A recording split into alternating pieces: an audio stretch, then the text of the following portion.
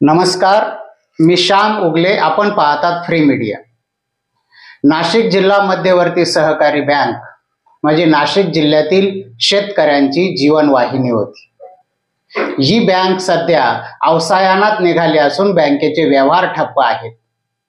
बँकेचा बँकिंग परवाना रिझर्व्ह बँकेने निलंबित केलेला आहे. या परिस्थितीमध्ये एकीकडे जिल्हा बँकेची कर्ज वसुली होत नाही आणि दुसरीकडे ठेवीदारांना पैसे मिळत नाहीत. या परिस्थितीत बँक ऊर्जित अवस्थेत आणण्यासाठी वेगवेगळे प्रयत्न सुरू आहेत. असाच एक प्रयत्न म्हणजे राज्य सरकारकडून बँक सुरळीत होण्यासाठी भाग भांडवल उपस्थित करणे. राज्य सरकारकडून हे भाग भांडवल उपलब्ध व्हावे यासाठी राष्ट्रवादी काँग्रेसच्या नाशिक जिल्ह्यातील लोकप्रतिनिधींनी राज्याचे उपमुख्यमंत्री आणि अर्थमंत्री अजित पवार यांच्या दालनामध्ये एक बैठक घेतली. या बैठकीला सहकार मंत्रीही हजर होते. यावेळेस अजित पवार यांनी नाशिक जिल्हा बँकेला 635 कोटी रुपये भाग भांडवल उपलब्ध करून देण्याचा ग्वाही दिली आहे. नाशिक जिल्हा बँकेला 635 कोटी रुपये भाग भांडवल उपलब्ध झाल्यानंतर जिल्हा बँक ऊर्जितावस्थेत येईल व नाशिक जिल्ह्यातील शेतकऱ्यांची जीवनवाहिनी असलेली नाशिक जिल्हा बँक पुन्हा एकदा सुरळीत होईल अशी आशा व्यक्त होत आहे. अजित पवार यांनी दिलेल्या ग्वाहीनुसार मंत्रिमंडळाच्या बैठकीत मान्यता झाली तर नाशिक जिल्हा बँकेला 635 कोटी रुपये 5 टप्प्यात मिळणार आहेत. अर्थात त्यासाठी नाबार्डची संमती आवश्यक आहे.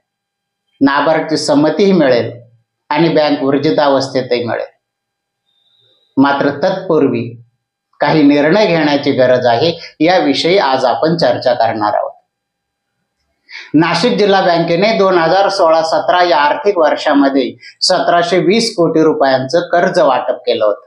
हे निव्वळ पीक कर्ज होतं. म्हणजे एवढं मोठ्या संख्येनं कर्ज वाटप करण्याची क्षमता असलेली नाशिक जिल्हा बँक त्यावेळेस जिल्हा बँकेचं 2700 कोटी रुपयांचं भाग भांडवल होतं. आज जिल्हा बँकेची अवस्था अशी आहे की राज्यामध्ये 2019 आणि 2018 या कालावधीमध्ये 2 वेळेस कर्जमाफी जाहीर झाल्यानंतरही सद्यस्थितीमध्ये नाशिक जिल्हा बँकेचे 1734 कोटी रुपये कर्ज वाटप केलेलं आहे. त्यापैकी 1313 कोटी रुपये हे थकीत झाले असून 1024 कोटी रुपये NPA म्हणजे बुडीत खात्यात गेले आहेत. या परिस्थितीतून बँकेला आता पुन्हा ऊर्जित अवस्थेत यायचं आहे. मात्र हे सगळं होत असताना नाशिक जिल्हा बँकेचा रिझर्व्ह बँकेनं परवाना निलंबित केला आहे. यामुळे नाशिक जिल्हा बँकेच्या जिल्हाभरामध्ये असलेल्या बँकेच्या शाखांमधील कामकाज जवळपास ठप्प आहे. येथे केवळ RTGSच्या माध्यमातून पैसे दिले जातात किंवा थोडंफार दरवर्षी पीक कर्ज वाटप केलं जातं. त्याचेही वितरण हे RTGSच्या माध्यमातून केलं जातं. यामुळे जिल्हा बँक आणि जिल्हा बँकेच्या शाखांमध्ये कोणतेही आर्थिक व्यवहार होत नाहीत. बँकिंगचं कामकाज चालत नाही. दुसरीकडे जिल्हा बँकेकडून थकीत कर्जदारांकडून वसुलीसाठी प्रयत्न सुरू आहेत. मात्र प्रत्येक वेळेस या वसुलीसाठी वेगवेगळ्या कारणांनी विरोध केला जातो. शेतकऱ्यांना शेतमालाला भाव मिळत नाही, यामुळे शेतकऱ्यांकडे पैसे नाही असं सांगून या कर्ज वसुलीला विरोध होतो आणि कर्ज वसुलीस विरोध करणाऱ्यांची भूमिका ही न्याय ठरवली जाते. अशा परिस्थितीमध्ये जिल्हा बँक ऊर्जितावस्थेत येणं कशी येणार हा प्रश्न आहे.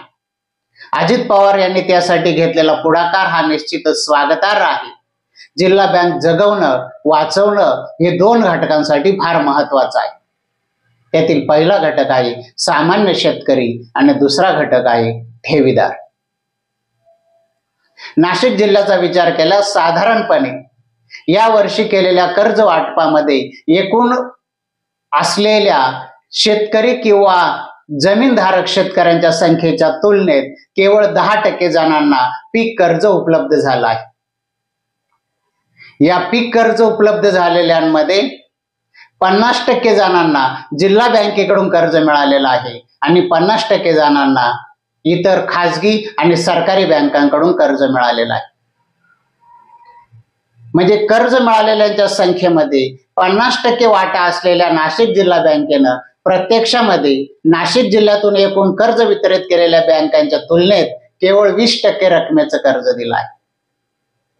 म्हणजे खाजगी आणि सरकारी बँकांनी 80% कर्जाची रक्कम ही 50% शेतकऱ्यांना दिली आहे आणि जिल्हा बँकेनं 20% कर्जाची रक्कम ही 50% शेतकऱ्यांना दिली आहे. याचा अर्थ जो गरीब आणि सीमांत शेतकरी आहे, जो कोरडवाहू शेतकरी आहे, त्याला फक्त जिल्हा बँकेनं कर्ज दिलं आहे. ज्याची शेती शाश्वत आहे, ज्याच्या फळबागा आहे, बारमाही सिंचनाची व्यवस्था आहे आणि उत्पन्नाची खात्री आहे, त्यांनाच सरकारी आणि खाजगी बँका उभ्या करतात.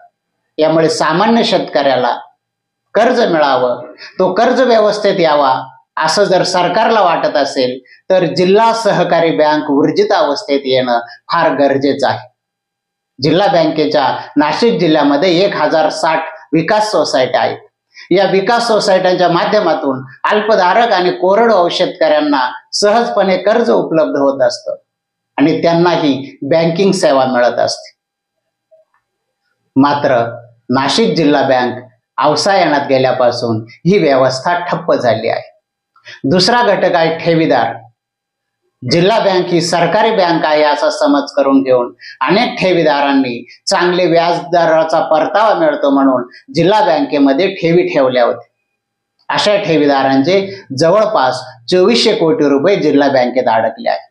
जिल्हा बँक बुडाली तर या 2400 कोटी रुपये अडकलेल्या निवृत्तीधारक, रिटायर्ड या ठेवीदारांचं काय होणार, त्यांच्या रकमांचं काय होणार हा प्रश्न आहे. यामुळे त्यांच्यासाठीही जिल्हा बँक ऊर्जित अवस्थेत येणं गरजेचं आहे. अजित पवार यांनी ही बँक ऊर्जित अवस्थेत आणण्याचा निवडणुकीपूर्वी दिलेला शब्द पूर्ण करण्याच्या दृष्टीनं उचललेलं पाऊल निश्चितच कौतुकास्पद आहे. मात्र हे करताना त्यांनी काही पथ्य बाळगण्याची गरज. नाशिक जिल्हा बँक जिच्याकडे एकेकाळी 2700 कोटी रुपयांचं भाग भांडवल होतं, ती 635 कोटी रुपये भाग भांडवल मिळावं म्हणून वणवण करत आहेत. तिची ही अवस्था कोणामुळे झाली त्याचा शोध घेतला पाहिजे. हे कोणामुळे झाली हे जगजाहीर आहे. बँकेतील अधिकारी आणि तत्कालीन संचालक मंडळ यांच्या कारभारामुळे जिल्हा बँकेची ही अवस्था झालेली आहे. सहकार विभागाने केलेल्या चौकशीमध्ये जिल्हा बँकेचे 27 संचालक आणि उरलेले 17 अधिकारी म्हणजे 44 जणांकडे 181 कोटी रुपयांची थकबाकी आहे. या 44 जणांनी जिल्हा बँकेचं 181 कोटी रुपयांचं नुकसान केलेलं असून त्याची भरपाई त्यांच्याकडून करण्यात यावीत असे आदेश आहेत. मात्र त्यांना वेगवेगळ्या ठिकाणी अपील करून स्टे देण्यात येतो आणि ती वसुली केली जात नाही.